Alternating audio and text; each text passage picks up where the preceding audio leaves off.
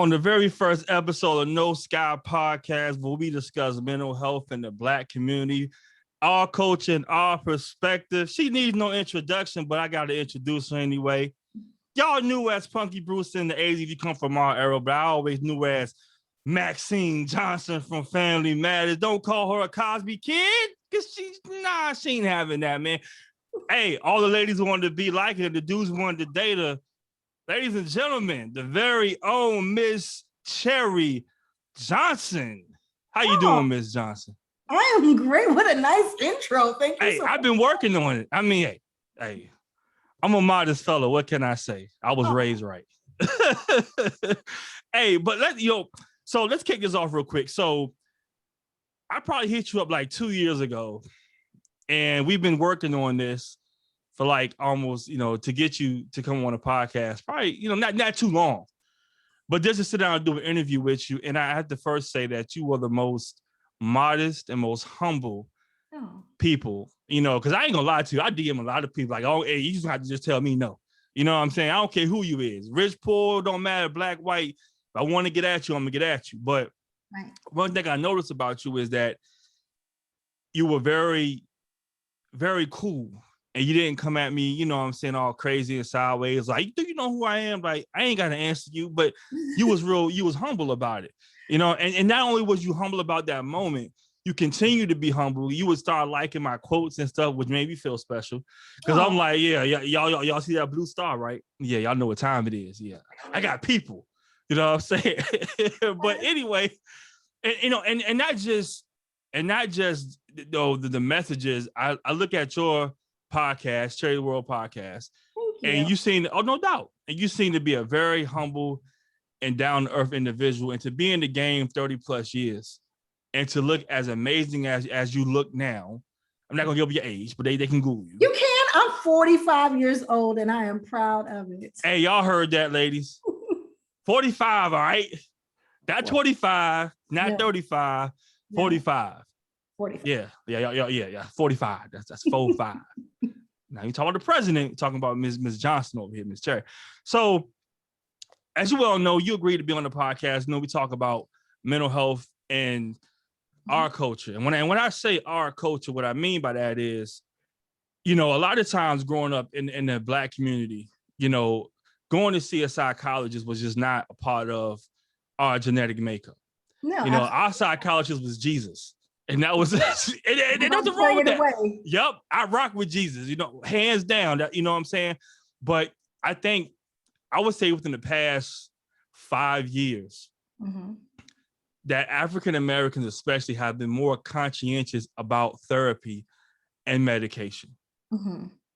Because of all of these killings, all of the stuff that we have to go through. Majority of us in the Black community grow up, unfortunately, single parent household, or it's mom and grandma.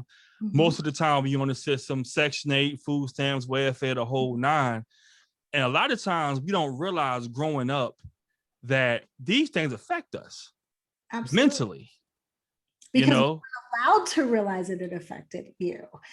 Everybody who's Black is always told, suck it up, get over it.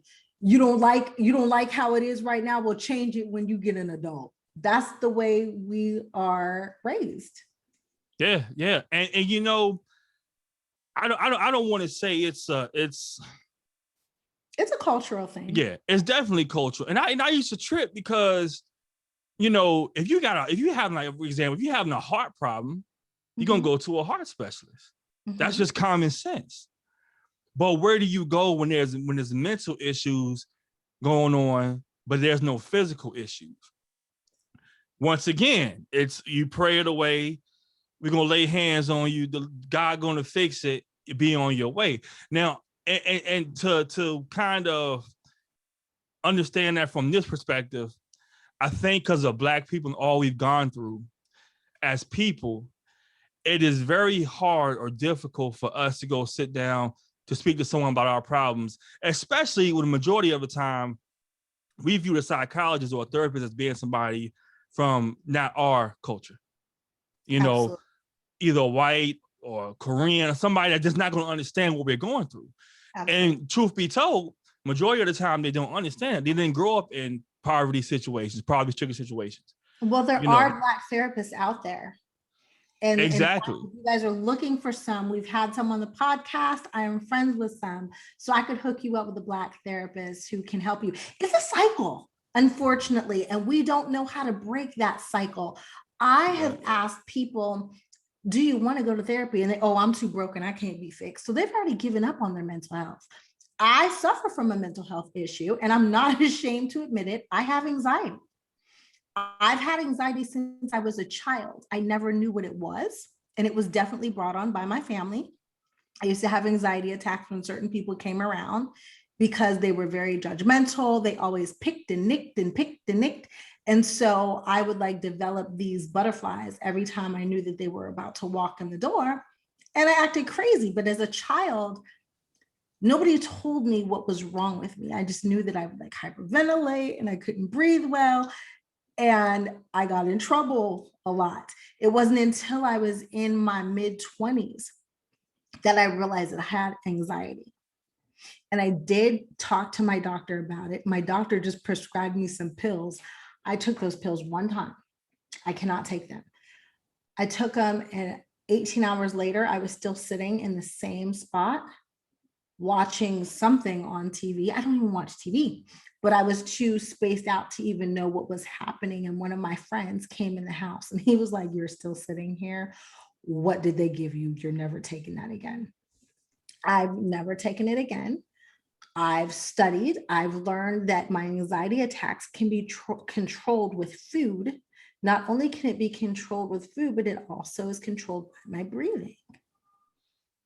Oh, that's definitely some dope information, especially coming from a African American sister. Because as you know, as well, I shared my story with you. I was 12 years old, admitted to a psychiatric hospital for nearly 3 months. I was on Zoloft, Ritalin, Paxil, all these medications that had me, so relaxed. And like you said, I don't want to feel controlled. Right. I don't want to feel like something has control over me, or I can't control myself unless, I'm having this medication. It doesn't fix the problem. It masks the issue. What I had to learn how to do was figure out the root of my anxiety. And then I realized, oh my God, this really just happens like Thanksgiving and Christmas and when there's a family gathering. But if I can run from my family, which I did for years, I traveled, I stayed gone, I worked as much as I could to stay away from them. I know it sounds mean, but it's true. And it's not like my immediate family. It's not like my mom or anything, but I ran from my family. And then Forrest Gumped them. Yes. And it was fun. The whole time I was gone, I was partying, I was good, never had an anxiety attack. My mama told me to come home for Thanksgiving and it would be like, oh my God, are you kidding? And Black families, what they do when you bring that up, oh, you're being ridiculous. You better suck that up. Don't act like that. You know how they are. Yeah. We had excuses for the situation, but it didn't help me. It hurt me. Yeah, no doubt. And once I figured out the root of my problem, I didn't need medicine. I needed to learn to control my energy. I can't control other people, but what I did do was control how I dealt with people. No doubt. I can control you, but I can control how I deal with you, and I don't. Oh, I've learned. Hey, I don't have to answer the phone because you calling. I don't have to return your text message back right now because you text me. I'm 38 years old now and approaching my 40s. I have learned you have to put yourself first, not just because it sounds cool or because in retrospect, but in reality, you really have to do that because at the end of the night, you gotta sleep with yourself. Yeah. And if you're doing everything for everybody else and you being a puppet for everybody else, eventually them strings gonna pop and you gonna go with it. I was a puppet. Exactly. And it's like you're trying to be, you want to be a friend of this person, loving that person, like this person, don't want to make that person upset. By the end of the day, when you lay down with yourself, now you don't sleep at night and nobody else knows this.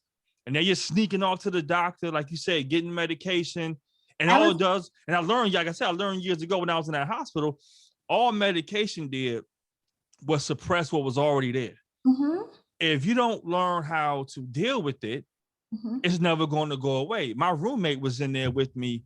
He's now doing 40 years plus 4 life sentences for something he committed when he was 19 years old. Oh, honey. And when he did it, it didn't surprise me because I knew his nature because we met when we was in that hospital. So I'm like, all that medication he was taking ain't stopping him from doing what he did, you know? And just being in that hospital as a young Black man, I told myself, I said, you know what, this is my road right here. You know what I mean? This is where I met, my spiritual side came to me because I went through something that was traumatic. But I told myself, there's no way I'm gonna allow these doctors to define me. Yeah. No way. I refuse to. And to make matters worse, I'll tell you what, when they put me in special education about 5 months after I got out that hospital, that was worse than being in the hospital. And I tell special education. Exactly. I was a normal kid. And people say, well, why? Well, how can being in special ed worse than being in a psychiatric hospital? I said, well, first of all, being in a psychiatric hospital is like being in prison. Nobody can judge you because they're in there with you. So you're in there for something, they're in there for something. Okay, but when you in special education, they put you in regular public school. And they always put you in the main hallway. All the kids, normal kids can see you looking at you like, yo, why Matt in this class? He always was in our class. He was in regular classes. Now you got to deal with that humiliation. You see what I'm saying? Part of my problem with public school, even private schools, the system is set up specifically to play on the self-esteem of young brown students. And that's one of the things that they do. It kills your self-esteem. And I can say that because when I moved from Pittsburgh to California, guess what they did to me? They put me in ESL classes, English is a second language classes. You know why? Because I had an East Coast accent. I didn't speak Spanish. Everybody else in my class spoke Spanish, which was great, but English was not my second language. I mean, it was my first language. Yeah, definitely. But I was brown, so I lived in California. They shoved me in a room with a bunch of the other brown kids, and I didn't understand nothing that was going on. So because I didn't understand nothing was going on, how do you think my grades were? Not good. I'm gonna tell you something. All I cared about was playing ball, playing sports, and because that was my outlet and I was great at it. By the grace of God, my sophomore year, I couldn't play football and I was very, very depressed behind that, very depressed. Not because I was in special education, but because I couldn't play ball. That was my outlet. That was my way to get rid of that stigma. Because, unfortunately, kids back then figure, oh, you're, special ed, you're a learning disability. I was in there for emotional reasons. Now, I will admit, I had a horrible temper. But that's because it was created from the frustration, the agony of being in that classroom and being in that hospital. Because you're trying to force something on me that's not me.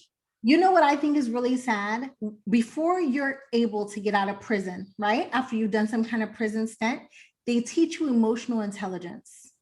Could you imagine if they spent time with children from kindergarten on up in the hood and they made them take some kind of health class and they put an emotional intelligence chapter in there, what that would do for our community?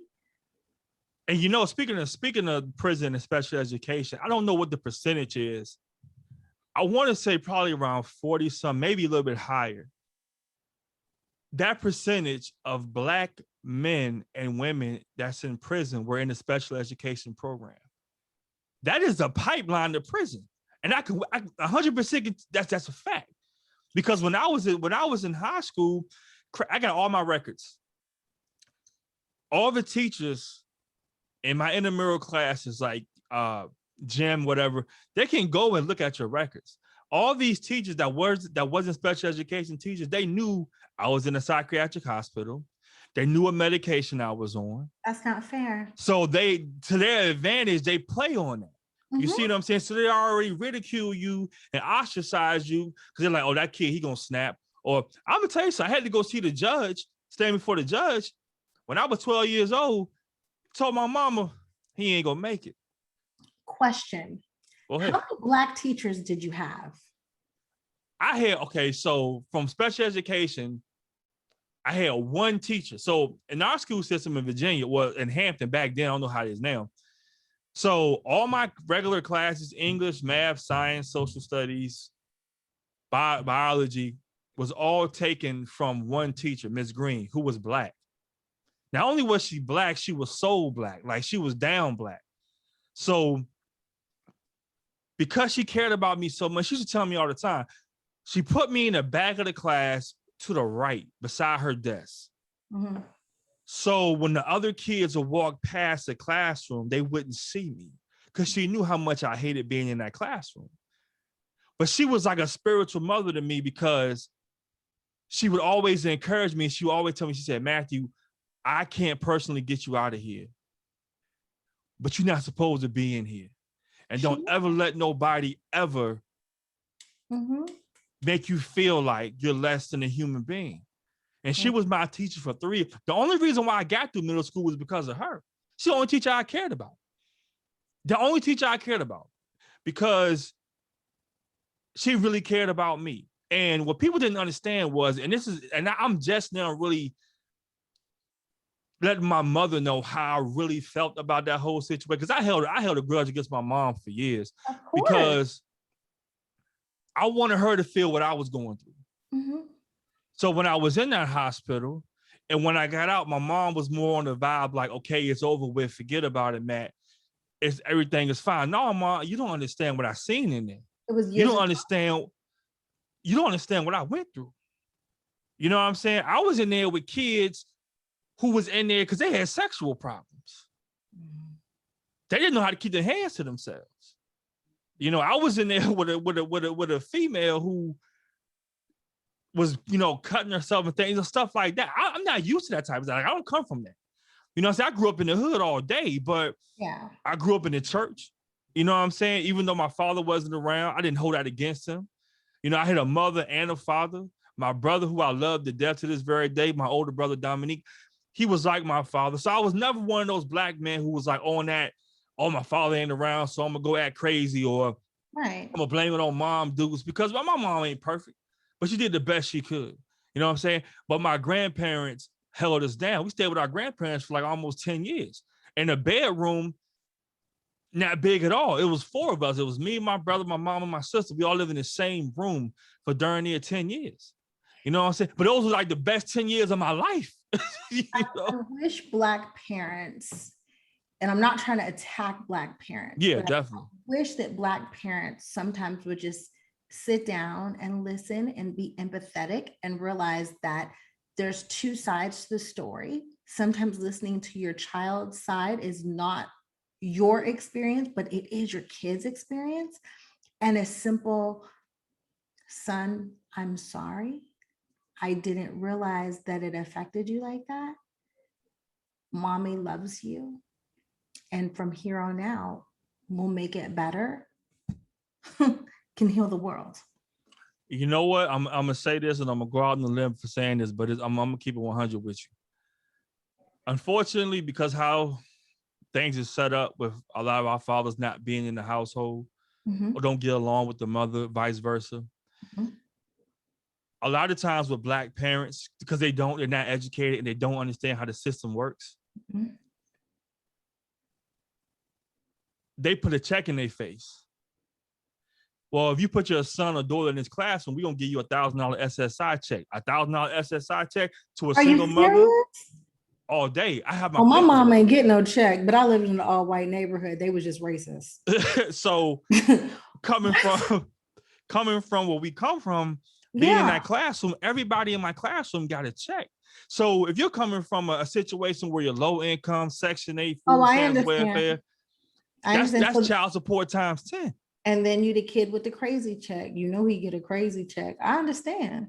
Exactly. So as long as there's poverty and SSI, is always going to be special education, because it's always going to be those parents that's going to sacrifice their child for that money. Is it right? No, it isn't right. Because what they don't understand is you might be getting a check and things may be better for you financially. Look what your child going through.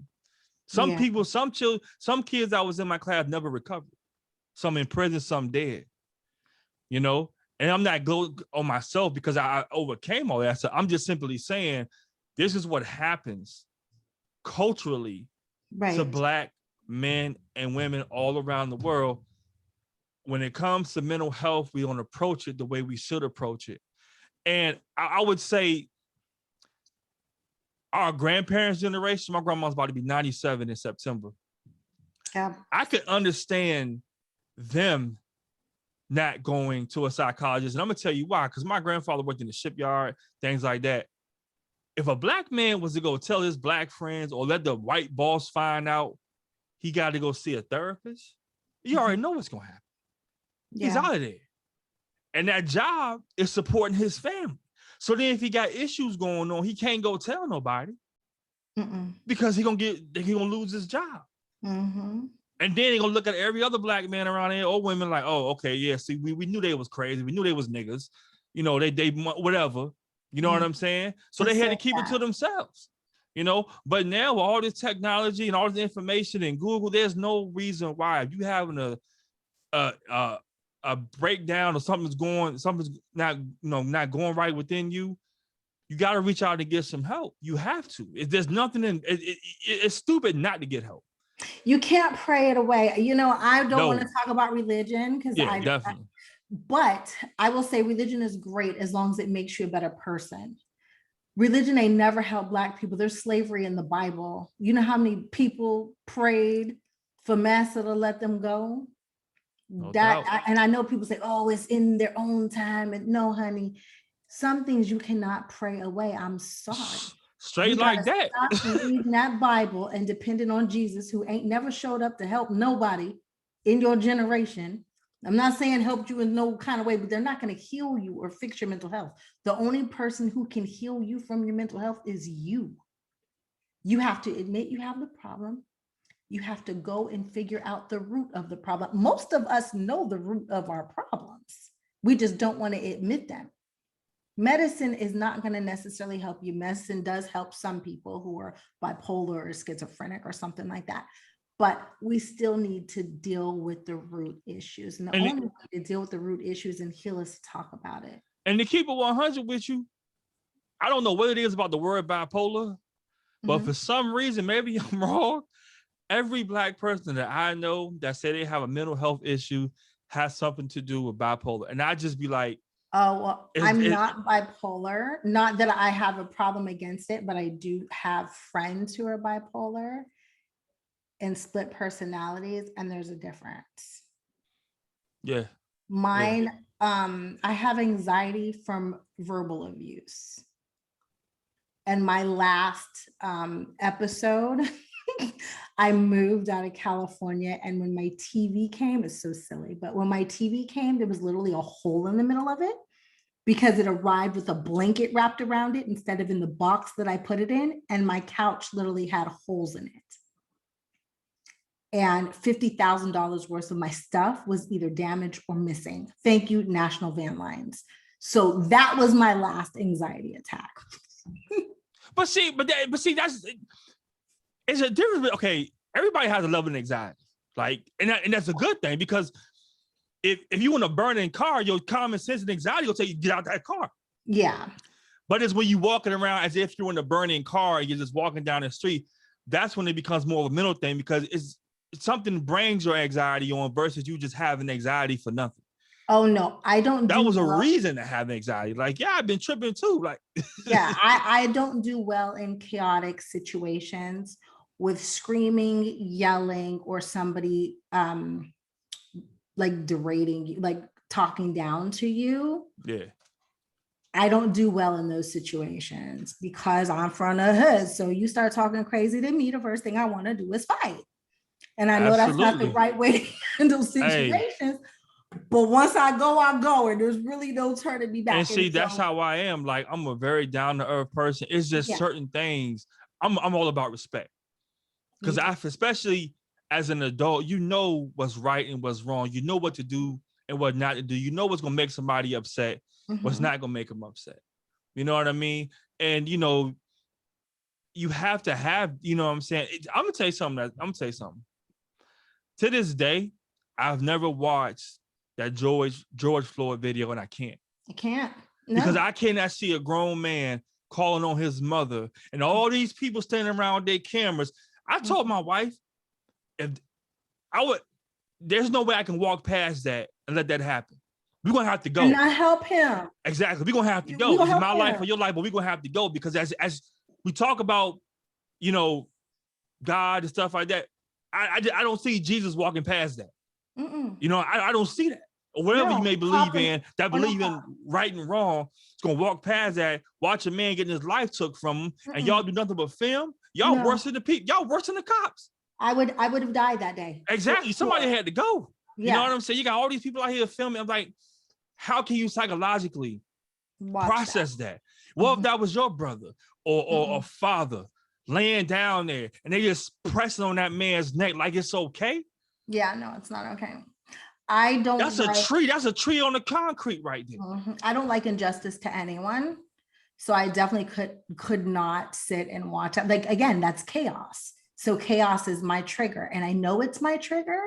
And that's one of the reasons why you're like, oh, you're so laid back. You're so cool. You're so calm. You're so collected. I had to learn to stop loving people that I loved and love people who love me. You said respect is big for you. For me, respect is bigger than love. And my family don't respect nobody. They say what they want. They don't care if they're going to hurt your feelings. They don't even care that they're rude because it's a cycle that they haven't figured out how to stop. Once I tried to be respectful for my mother because I was raised to be respectful. Same here. I never wanted anybody to feel like my mother's daughter was rude or disrespectful when I know that I was taught better. Once I got pregnant, I was like, my daughter is not going to be raised in an environment around these people who have no boundaries and they're not respectful. If they're not respectful, I'm going to start busting people in their face. Hey, yeah. Sometimes it's all people going to respect is a physical confrontation. You know, I'm real big. You know, I had 3 daughters and a wife. You know what I mean? And when they're with me, I'm always on go mode. But then you're wrong. You know what I'm saying? I'm wrong if I turn around and I southpaw somebody in my family. Yo, me and my wife is super. I'm telling you, we had our first daughter. People thought, you know, I guess you think you're, you know, something different because, you're not kissing my child. You're not hugging my child. You're not holding my child. When in the grocery store, you get too close to them, I'm going to have a problem. You know what I mean? That's why I've always put myself in between because some people have this, oh, she's so cute. They want to reach out. You about to get slapped. Yeah, I don't touch because that's my child. Like, you don't, you know, it's certain things as a man, especially when it comes to your family, you got to provide, you got to protect by any and all means. You know what I'm saying? So it's not wrong to protect what you love, you know, but then some people, like you said, your family, you got to love them from a distance. My dividing line was I was on bed rest for 7.5, almost 8 months, trying to have my daughter. She tried to come out at 14 weeks and I had to have surgery. They gave me a cerclage where they sew up your cervix. And I had a family member come to the house, not necessarily to visit me, but to come to the house and ask me, is she going to be dark skinned with nappy hair? That was my point. And you was pregnant? I was pregnant on bed rest. I was having contractions daily. So would you ask a woman in labor that? Like, I was literally in labor for 7 months. I got sick every time my wife was in labor, so I know I couldn't ask it. I got more sick than she was. Imagine going through it for 7 months.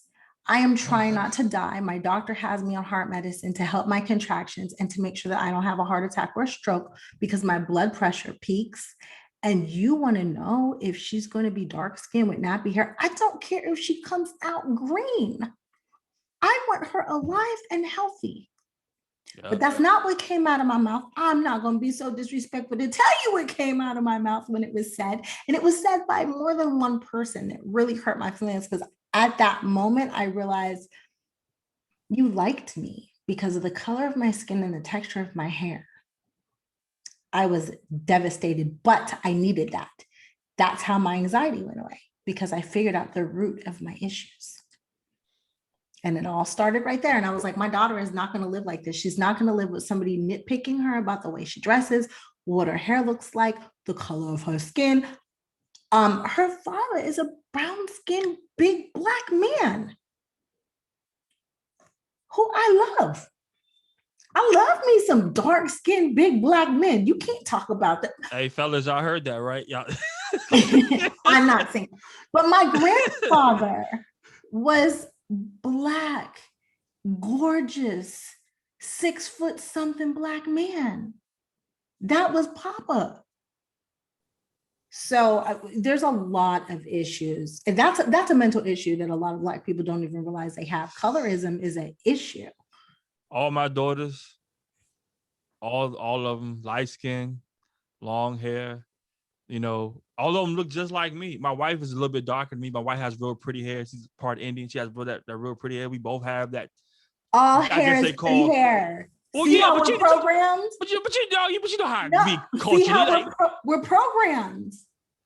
You're right. Well, I'm not agreeing with it. I'm just saying, but that's how I'd be like, oh, you light skin with the good hair. And I'm telling you, growing up, my brother, we have the same mom, different dad. We look nothing alike.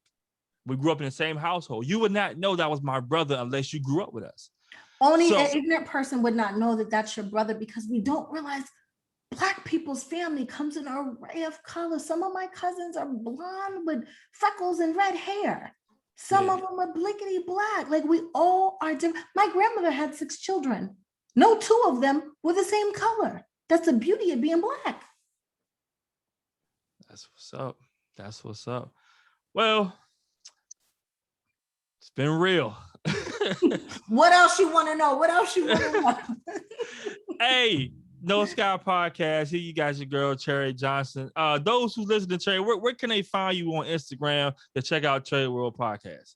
I am at Cherie Johnson 75. If there's no 75 behind my name, it ain't me. Or you could just follow Cherie's World Podcast on Instagram as well. We are everywhere you listen to podcasts: iHeartRadio, iTunes, Spotify, or on YouTube, and so many other places that I forgot. And drop it real quick. You got you refilming Punky Brewster, correct? Yes, they call it the Punky Brewster reboot. Soleil and I like to call it the Punky Brewster fast forward, because you guys get to drop in and see us and what's going on in our mid 40s, which is a great time, I think, in every woman's life for sure, because we spend our 20s living for other people. We spend our 30s trying not to hurt people's feelings, because we really ain't feeling the like giving and being the puppeteer anymore. And then once we reach 40, we realize, you know what? Nobody in this world is more important than me. And we start living unapologetically ourselves and for ourselves. So come tune in, watch the Punky Brewster reboot, watch your girl Cherie and Punky live for themselves while she's raising this beautiful family and is totally co-parenting, because she's going through divorce, with her husband the way that co-parenting should happen. And that means leading with love. Hey, no doubt. You all heard it first, the very first episode of the No Sky Podcast. Hey, what can I say? It's been a home run. It's been a pleasure having Miss Cherie Johnson with us. And catch me next week after next, for the next episode of No Sky Podcast. Y'all have a good one. Congratulations. Thanks.